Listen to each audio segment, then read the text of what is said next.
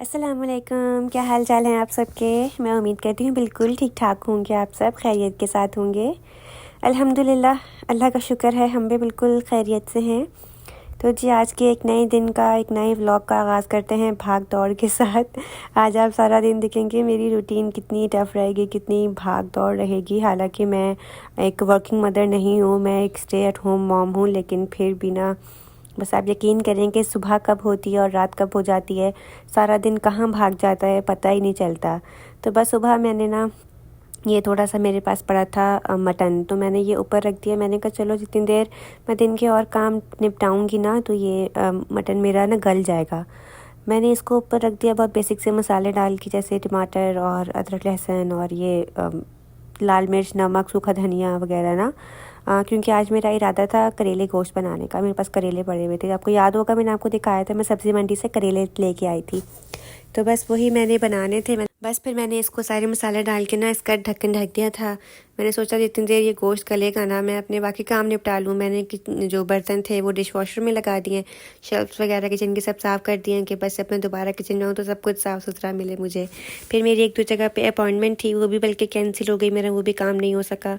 फिर जहाँ पे हम आए थे उस मार्केट में ना एक नया सुपर स्टोर खुला है, स्वदेशी के नाम से, इंडियन सुपर मार्केट है। तो हमने कहा चलो अब यहाँ पे आए हैं तो साथ साथ इसको भी एक्सप्लोर ही करते ही जाएँ। तो हम अंदर चले गए थे। अंदर इनका फूड कोर्ट भी है और इनका सुपर स्टोर भी है। पहले हमने इनका सुपर स्टोर विज़िट कर लिया। अभी ज़्यादा टाइम नहीं हुआ इसको खुले हुए, ये फ्रिस्को में खुला है।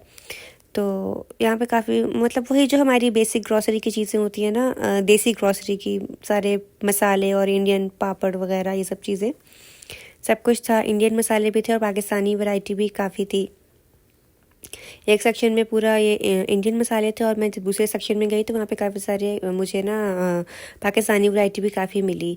और बस ये उनका फ्रीज़र सेक्शन था, यहाँ पे जब जितनी फ्रीज़ सब्जियाँ वगैरह होती हैं वो था। मैंने तो कभी ऐसा फ्रीज़ सब्जियाँ इस्तेमाल नहीं की हैं।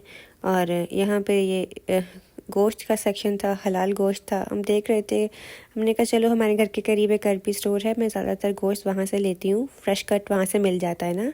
तो बस हमें थोड़ा बहुत देख रहे थे, इनके पास कट पीस अच्छे थे, जैसे इनके पास चॉप्स के अलग पैक्स बने हुए थे और इन सब चीज़ों के ना। तो देखेंगे कभी जब यहाँ से मैं एक्सपीरियंस करूँगी तो आपको भी बताऊँगी।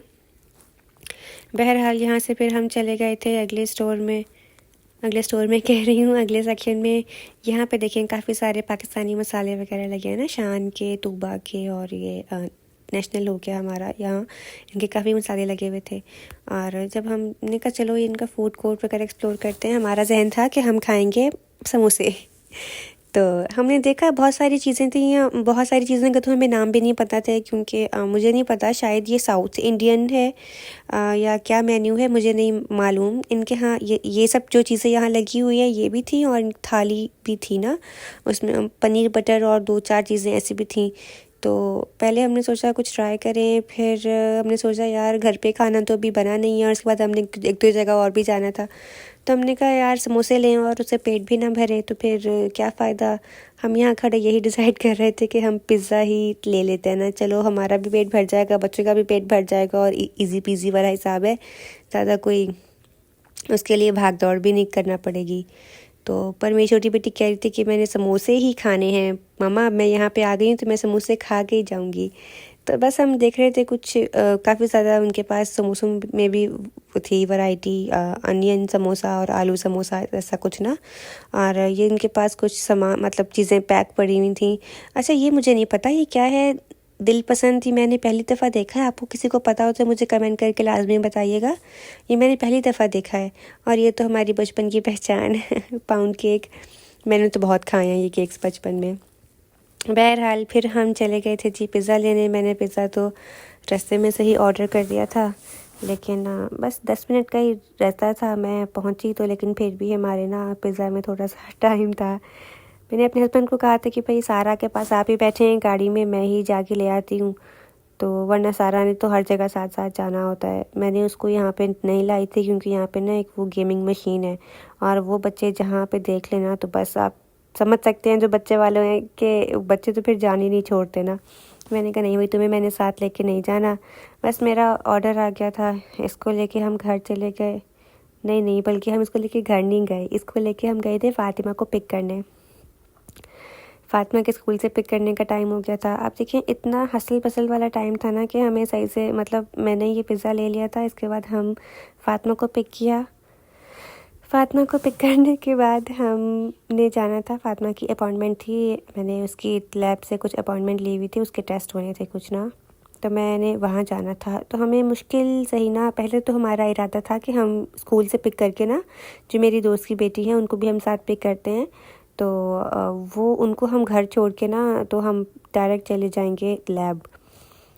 तो ये जी फ़ातिमा का स्कूल आ गया है। हम थोड़ा टाइम पहले ही आ गए थे, 10 मिनट पहले। तो हमारे पीछे कारपूल बहुत लंबा था, लेकिन हमारे आगे 4-5 ही गाड़ियाँ थीं। तो बस यहाँ पे हमने इतनी गर्मी में, जलती हुई गर्मी में वेट करके बच्चों को पिक किया। बस हमें स्पॉट मिल गया था, बच्चे हमारे आ गए हैं। फिर जब हमने टाइम देखा तो टाइम तकरीबन 3:10 या 3:15 हो रहे थे और अपॉइंटमेंट हमारी 4:10 की थी। हमने कहा चलो अब हम घर ही चलते हैं, देखें कितनी लंबी कारपूल की लाइन है। घर जाके मैंने फटाफट बच्चों को पिज़्ज़ा दिया है, खाना खाया। 15 मिनट का टाइम था, 15-20 मिनट का। फिर मैं आ गई थी, मैं डायग्नोस्टिक सेंटर आ गई थी। डायग्नोस्टिक सेंटर में भी हमारा आधा घंटा हम सही से ख्वार हुए और उसके बाद उनके सिस्टम में कुछ ग्लिच था, तो हमारे टेस्ट उनको शो नहीं हो रहे थे जो डॉक्टर ने रेफ़र किए थे। तो बहरहाल हमें फिर उस दिन भी अपॉइंटमेंट कैंसिल करना पड़ी।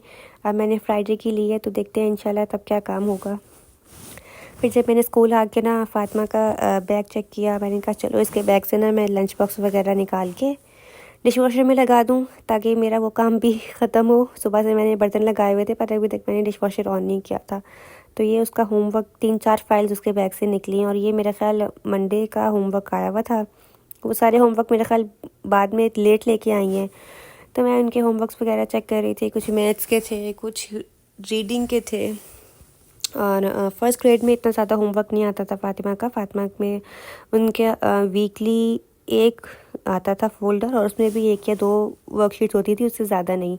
लेकिन अभी ये एक ब्लू वाला फ़ोल्डर आया है, और एक ये जो बुक मैं आपको दिखा रही हूँ, एक ये बुक आई है जो हमने उनको होमवर्क में करवाया करना है, और एक ये पर्पल फ़ोल्डर आया है। और पर्पल फ़ोल्डर में एक इनकी आप कह लें एक वोकेबलरी की बुक थी, वो आई है। और उसके बाद फिर उसमें कुछ मैथ्स की एक्टिविटीज़ थी वो तो मुझे ख़ुद भी पहले देखना पड़ेगा कि क्या करवाना है बच्चों को ना, और कैसे करवाना है। और बस ये चीज़ें आई हैं। उसके बाद मैं देख रही थी यार कि अब तो मुझे फ़ातिमा को और भी ज़्यादा टाइम देना पड़ेगा, क्योंकि आप यकीन करेंगे बच्चे भी इतने ऑक्यूपाइड होते हैं। वो 3-3:15 बजे स्कूल से आती हैं, 2 घंटे उनके पास होते हैं, फिर उनको जाना होता है मस्जिद से वो 7 बजे आ जाती हैं अपने कुरान क्लास के बाद।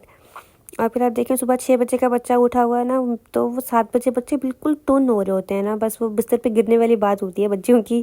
तो बस मैं उनको खाना खिला के ना सुला देती हूँ, ताकि अगले दिन बेचारा बच्चा ना फ्रेश उठे। जब बच्चों की नींद ही नहीं पूरी होनी है तो बच्चों ने कहाँ फ्रेश होना है। तो मेरी कोशिश होती है कि मैं जितना जल्दी इनको बेड पे लिटा सकूँ ना, उतनी जल्दी ये सोएं, आराम करें। तो बहरहाल ये इनकी मैं वर्कशीट्स चेक कर रही थी, और साथ साथ मैं पाकिस्तान का टाइम याद कर रही थी कि पाकिस्तान में कितनी मौजें हैं ना। मुझे लगता है कि पाकिस्तान में ज़िंदगी ज़्यादा आसान है। जब मैं वहाँ थी तो मुझे लगता था यहाँ की ज़िंदगी आसान है, लेकिन अब यहाँ पे आके एहसास हुआ है कि बस दूर के ढोल ही सुहाने होते हैं। ज़िंदगी यहाँ बहुत टफ़ है। पाकिस्तान में बहुत सारी सहूलियात हैं आपके पास। आप बच्चों को कुरान के लिए आप मस्जिद भेज देते हैं, या आपके क़ारी साहब घर पे आ जाते हैं, आप बच्चों को ट्यूशन्स भेज देते हैं, और बहुत सारी ऐसी फैसिलिटीज़ आपके पास पाकिस्तान में होती हैं। आपके पास और कुछ नहीं तो काम वाली तो ज़रूर होती है। यहाँ पे तो आप ही काम वाली हैं, आप ही टीचर हैं, आप ही सब कुछ हैं। तो यहाँ पे एक माँ के इतने ज़्यादा रोल होते हैं और इतनी ज़्यादा रिस्पॉन्सिबिलिटीज़ हैं कि इंसान कभी कभार बस अपने आप को भी ना भूल ही जाता है। तो बस अब देखिए मैं किचन में आ गई थी। मैंने ना ये जो हमारे पिज़्ज़ा के रिमेनिंग वाली प्लेट्स थे वो मैंने खाली करके वो भी डिश वॉशर में लगा दिए कि जितने बर्तन है ना सब बस एक साथ धुल जाए, मुझे बार बार ये बर्तनों वाला ना जो मसला ये ना देखना पड़े। बर्तन मैंने लगा दिए थे। मेरी छोटी बेटी को बड़ा ही शौक़ है ना इसके अंदर टैबलेट लगाने का, डिश वॉशर के अंदर। तो मैंने उसको कह दिया था सारा आप आके बेटे इसमें टैबलेट लगाना है। तो उन्होंने कहा था जी मम्मा। मैंने कहा चलो आप इसमें लगा दो। ये बच्चों को छोटे छोटे से शौक़ होते हैं, तो इसको बहुत शौक़ है।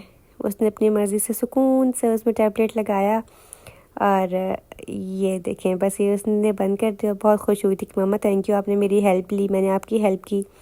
और उनको ना इतने छोटे छोटे से काम करके लगता है कि हमने मामा की बहुत हेल्प की है, और मैं भी बहुत खुश हो जाती हूँ कि सारा आपने मामा की इतनी हेल्प कर दी।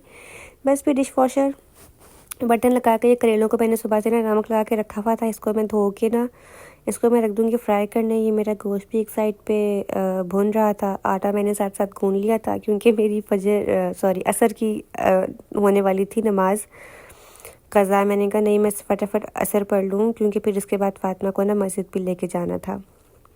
मुझे कुछ ऑफ़िस में काम था, मैं वहाँ चली गई। मैंने आटा वगैरह सब कुछ गूँध के रख दिया था। इसके बाद मैंने करेले फ्राई करके ना सालन में डाल के इसको अच्छे से भून लिया था और सालन को ना दम दे दिया था 10 से 15 मिनट के लिए। बस फिर जब हमारा टाइम हो गया था मस्जिद जाने का, मैंने फ़ातिमा को तैयार किया, उसको वज़ू वगैरह करवाया मस्जिद जाने के लिए, उसके कपड़े वगैरह चेंज करवाए। मस्जिद जाने के बाद मुझे वहाँ पे थोड़ा बहुत सा वेट करना पड़ा क्योंकि ऑफ़िस में काफ़ी ज़्यादा रश था। मुझे ऑफ़िस में कुछ बात करनी थी, मुझे इनकी टाइमिंग की बात करनी थी।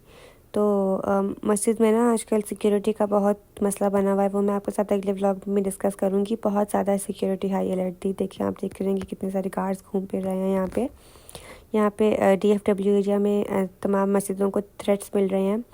और तो बहरहाल बस मैंने फ़ातिमा को बिठा दिया था। ये थोड़ा सा ग्लिम्प्स है मस्जिद का। इंशाल्लाह मैं आपको अगले व्लॉग में ना पूरी जो मस्जिद है उसका व्यू करवाऊंगी आपको। और बहुत प्यारी मस्जिद है। हमारे घर से तो आप कह लें कि वॉकिंग डिस्टेंस पे भी है, लेकिन बच्चे इतना नहीं वॉक कर सकते ना, बच्चे थक जाते हैं। तो आप कह लें बाय कार 2 से 3 मिनट लग जाते हैं। बहरहाल मैंने फ़ातिमा को अपनी क्लास में छोड़ा, नमाज़ पढ़ के फिर मैं नीचे कॉरिडोर में आ गई थी वेट करने। और बस जहाँ बच्चे ये देख लें वहाँ बच्चों को प्यास लग जाती है। और ये देखिए, ये मस्जिद की लाइब्रेरी है, ये भी काम हो रहा है इसमें। जो बच्चे स्टूडेंट्स हैं वो वॉलंटरली काम करते हैं। तो जब ये कंप्लीट हो जाएगी ना, मैं इसका भी आप लोगों को टूर करवाऊँगी। तो बस फिर हम फ़ातिमा को लेके घर आ गए थे। मैंने बच्चों को खिला पिला के सुला दिया और आज की भाग दौड़ का इख्तिताम यहीं पे होता है। इंशाल्लाह आपसे फिर मुलाकात होगी। दुआओं में याद रखिएगा। चैनल को लाइक कीजिएगा, सब्सक्राइब कीजिएगा, शेयर कीजिएगा और कमेंट कीजिएगा जो चीज़ आपको अच्छी लगी। फिर मिलेंगे। अल्लाह हाफिज़।